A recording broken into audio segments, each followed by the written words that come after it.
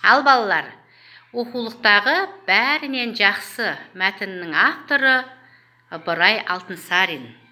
Ыбырай Алтынсарин қазақтың аса көрнекті ағартушы педагогы, жазушы, этнограф, фольклоршы, қоғам қайраткері.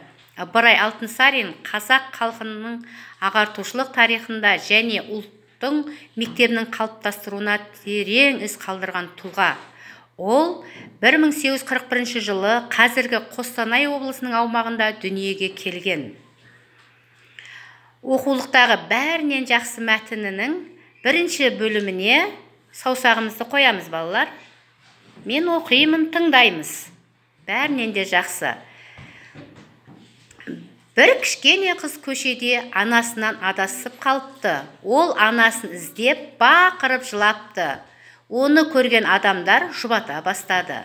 Сен жылама, біз сенің қазір анаңа алып барамыз. Сенің анаң қандай еді? Деп сұрапты. Сонда қыз жылап тұрып, сіз білмеуші ме едіңіз? Менің анам ең жақсы адам. Ол бәрінен де жақсы депті. Ал балалар, бұл мәтінді сұрақ-жауап әдісімен талқылаймыз. Кәні сұраққа жауап береміз. Кішкене қыз қайда адасып қалды?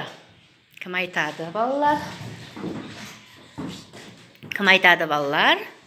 Ал, Бейбіт айта ғой. Ол бір кішкене қыз көшеде анасынан адасып қалды. Жақсы. Ол не істеді? Қансұлтан айта ғой. Ол анасын іздеп болып жылады. Иә, жақсы. Адамдар қызды не деп жұбатты? Кім айтады? Рамазан. Сен жылама, біз сен анаңды тауып береміз. Иә, тағы не деді адамдар? Рауан. Сенің анаң қандай адам еді? Иә, сенің анаң қандай адам еді деді. Қыз оларға қалай жауап берді? Кім айтады?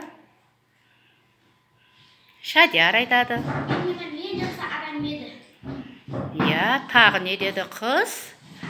Шұғыл айта қойшы. Менің анам бәрінен де ең жақсы адам еді.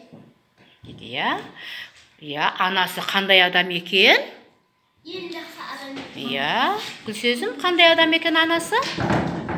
Жақсы адам екен. Иә, бәрінен де жақсы адам екен, Иә, ал қыздың орнында болғанда сендер қалай жауап беретін едіңдер? Иә, дәл осылай жауап бересіңдер, Әркімнің анасы өзіне өте жақсы, ең жақсы адам екен,